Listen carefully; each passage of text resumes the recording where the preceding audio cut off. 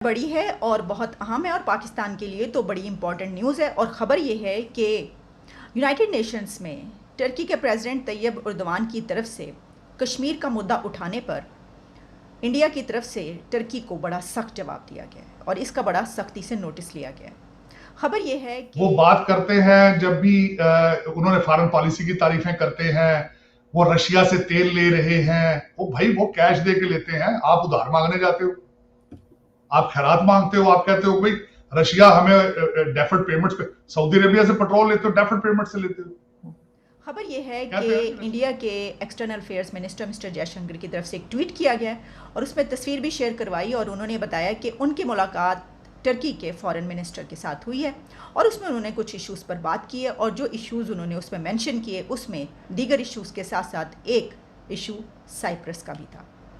अब आप कहेंगे कि उन्होंने कश्मीर का इशू तो उसमें नहीं लिखा, वो तो साइप्रस का लिखा है। तो आप इसको जान लें कि जितना सेंसिटिव इशू कश्मीर का इंडिया और पाकिस्तान के लिए, वैसा सेंसिटिव इशू टर्की के लिए साइप्रस कर जाएंगे तो कि जो वो कंट्रीज़ के जो कभी आपका साथ दिया करते थे या जो अब आपका साथ देने की कोशिश करते हैं, तो उनके इंडिया के पास उनको स्नब करने के लिए टैक्टिक्स मौजूद हैं, टूल्स मौजूद हैं। क्योंकि एक सबसे बड़ा तो उनके पास जो टैक्टिक, एक नेचुरल टूल है, वो ये है कि उनकी ट्रेड और इकोनॉमी कहाँ पर पहुँच रही है, 5वीं बड़ी इकोनॉमी दुनिया की। तो इस बिना पर सारे कंट्रीज़ जो हैं वो उनकी तरफ भागते हैं ट्रेड करने के लिए, उनसे इंटरेस्ट करने, उनके एग्रीमेंट्स करने के लिए, बहुत कुछ अपने कंट्री को उठाने के लिए। तो ये एक सबसे बड़ा टूल है जिसको वो इस्तेमाल करते हैं और उसका जो हमारे पास सिर्फ यही जवाब हो सकता है कि हम भी अपने आप को ऊपर उठाएं और ऐसा बने कि दुनिया कंट्रीज़ जो है वो हमारा साथ दें। लेकिन अब हमें कौन सी स्ट्रेटजी अपनानी है, तो मैं बड़ी हंसी की बात है वैसे ये जिसको मैं बात करना चाहूँगी कि हमारी जो स्ट्रेटजी रही है 75 सालों में, 60 लाख 60 लाख रुपीज़ कश्मीर कमेटी का हमारा बजट होता है। पता नहीं अभी भी है या नहीं है, लेकिन होता था अभी पिछले साल तक। तो वो बजट कहाँ गया, हमने क्या किया? मतलब हम जहाज़ों में, मौलाना फजलुर रहमान उनके साथी सब लोग जहाज़ों में उड़ उड़ के जो है दूसरे कंट्रीज़ में पहुंचते रहे, वहाँ पे मुलाकातें करते रहे। मुस्लिम उम्मा के जो है वो, क्या कहूँ मैं अब उसको, मुस्लिम उम्मा का चुम्मा, यानी ये कि आपस में मुलाकातें ही करते रहे और जो असल मसला था उस पर आपने कभी, अच्छा फिर हमने कहाँ पर हम आकर टिके कि हमने कहा 370। ओहो अच्छा, हम तो हर फ्राइडे को 20 मिनट के लिए खड़े होंगे, एक टांग पर भी नहीं, 2 टांगों पे खड़े होंगे। हमारी स्ट्रेटजी ये है। देखिए माफ़ कीजिएगा कि ये बातें बड़ी कड़वी हैं, ठीक है, तो हमारे जो हैं वो तो ये है। तो उस तरफ जो है वो देख ले तरीक़ाकार, वो तो यूँ 1 मिनट में ना वो कहते हैं अच्छा तुम ये बात की है, तुम्हें तो हम बताते हैं। अच्छा हमारे पास क्योंकि कोई ऐसा टूल नहीं है कि अगर किसी ने ऐसी बात की है तो हम अगर इसको ये कहेंगे तो वो हमारी बात क्यों मानेगा। हमें तो कर्ज़ा लेना भाई, हम नहीं कह सकते अरे भाई हमने तो अभी कर्ज़ा लेना है, इससे चुप कर जाओ चुप कर जाओ। ये तो सिचुएशन है हमारी, कर्ज़े सब हम ले के बैठे हुए हैं पूरी दुनिया से और हमारे हाल देखें क्या हैं। तो अच्छा, और बजाय इसके कि आप अपने इस वक्त सैलाब की सूरत हाल देखें, आप जो आपकी डिफ़ॉल्ट होने की तरफ आप जा रहे थे, आप उसकी सिचुएशन देख लें, डॉलर और रुपये की देख लें, तो हमें क्या पड़ी हुई है? कश्मीर। गुड। एक एक चेंज है, एक बहुत बड़ा चेंज है। वैसे खान साहब जब गवर्नमेंट में थे तो वो बेतहाशा बुराइयां करते थे भारत की और उनके प्राइम मिनिस्टर की, और क्या कुछ नहीं कहते थे। और आज उन्होंने ये भी कह दिया कि नरेंद्र मोदी जो है वो बहुत ईमानदार आदमी है। और अचानक से ये तारीफें क्यों शुरू, वो क्या चाह रहे हैं कि भारत उनको गोद ले ले, क्या करें? नहीं, दर हकीकत आपको ये नहीं पता, वो मिस्टर एक्स के जख्मों पे नमक छेड़ने के लिए बात करते हैं।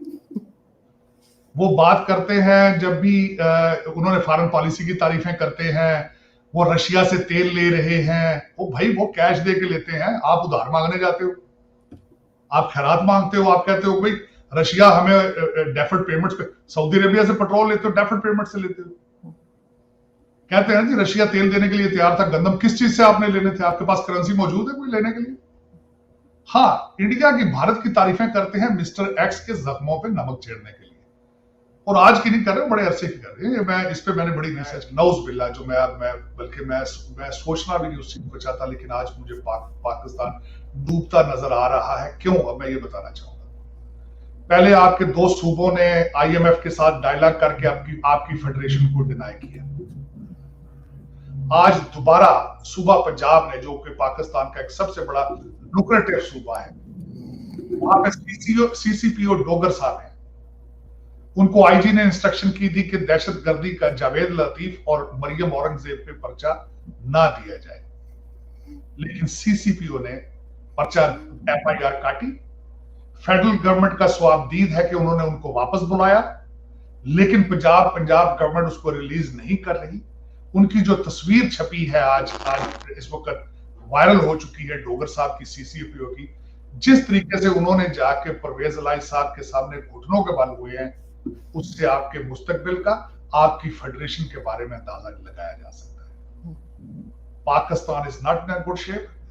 सूबा पंजाब अलग चल रहा है, सूबा सरहद अलग चल रहा है, आपकी गिलगित बिल्तिस्तान अलग चल रहा है, सूबा आपका आजाद कश्मीर अलग चल रहा है।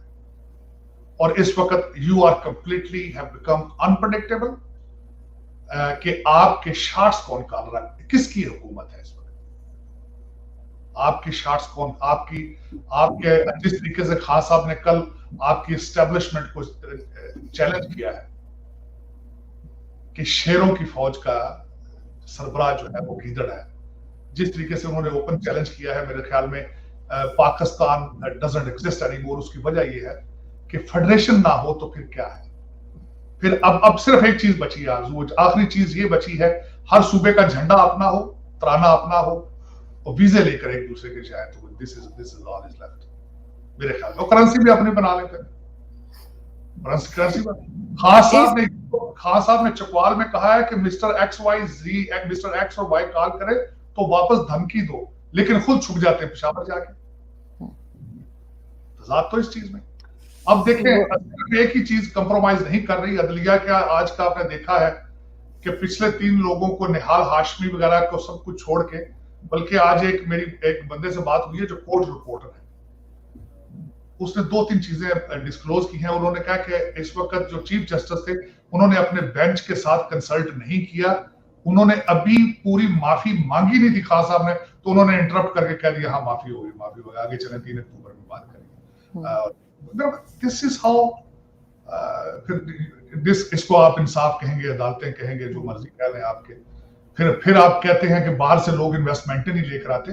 अगर आपकी जुडिशरी, आपकी अदालतें इंसाफ नहीं दे पाएंगी तो इन्वेस्टमेंट कौन लेकर आएगा? बंदा ही होगा जो लेकर आएगा वहां पर इन्वेस्टमेंट। तो सर साथ साथ अदालत ने ये भी तो कह दिया कि इमरान खान साहब को कि जी आपको चाहिए कि आप पार्लियामेंट में वापस चले जाएं। मतलब ये अदालत का काम तो नहीं है ना कि वो किसी को बताए कि उसने कहाँ जाना है। तो बस मैं आपको हमेशा आपके कहता हूं कि आपके जर्नैल सियासी और आपके सियासी जर्नैल, अदालतें सियासी और सियासी अदालतें, आपका तो सारा यही चल रहा है।